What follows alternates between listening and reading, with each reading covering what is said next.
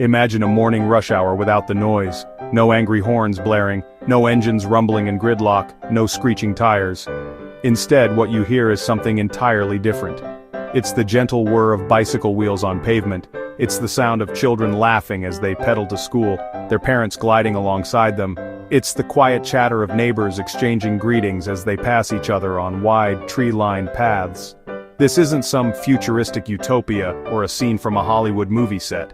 This is just another Tuesday morning in Houten, a small city in the Netherlands that decided decades ago to do something radical. It chose people over cars. The air here feels different. It tastes cleaner. You can actually smell the rain on the asphalt and the scent of flowers from nearby gardens. The typical stress of a morning commute simply doesn't exist. People aren't white-knuckling a steering wheel, anxiously checking the clock.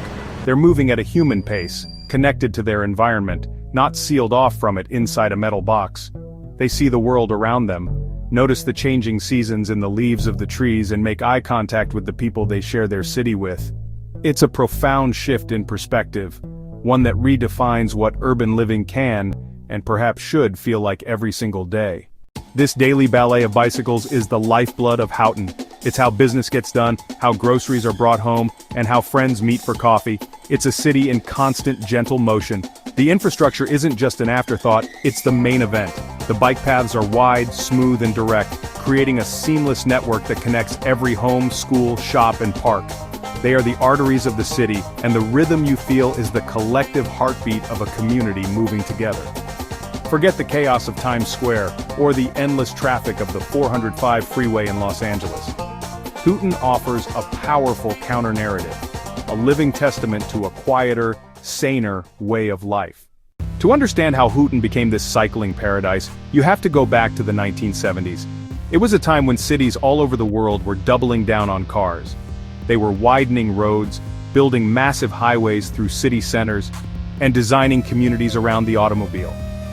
But a group of bold planners and politicians in the Netherlands looked at this future and saw a dead end. They saw increasing pollution, dangerous streets, social isolation, and cities that were becoming loud, stressful, and frankly unpleasant. So they decided to swim against the current. Houten, then just a small village, was designated as a growth town, and they seized the opportunity to conduct a grand experiment. The core idea was simple, yet revolutionary for its time. What if we designed a city for people first, and cars second? What if the primary goal wasn't to move vehicles as fast as possible, but to create a safe, healthy, and connected community? Let's be clear about one thing. Cars are not banned in Houten. This isn't some draconian fantasy where automobiles are forbidden. You can own a car, you can drive to your house, you can use the highway to travel to other cities. This is what makes the Houten model so brilliant and crucially so replicable. Instead, it uses the subtle power of design to gently nudge people toward better choices.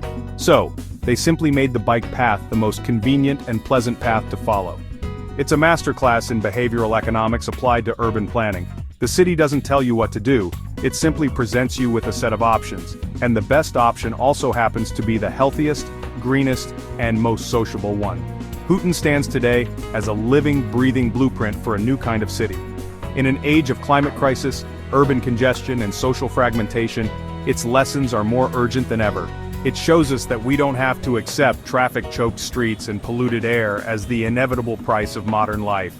It proves that we can design cities that prioritize human connection, physical health, and environmental harmony. It's not about waging a war on cars, it's about declaring peace with people. It's a reminder that cities are, first and foremost, habitats for human beings, and we have the power to shape them for the better. So, the next time you're stuck in traffic, breathing exhaust fumes and feeling your blood pressure rise, just take a moment. Picture a different reality. Picture a city where the dominant sound is the whir of a bicycle, not the roar of an engine. Picture streets where your kids can play safely and where you know your neighbors by name. This isn't a fantasy, it exists. It's been working for decades in a small Dutch city called Houten. The question is not whether it's possible. The only question is whether we have the courage and the vision to demand a similar future for ourselves. What would your city look like if people came first?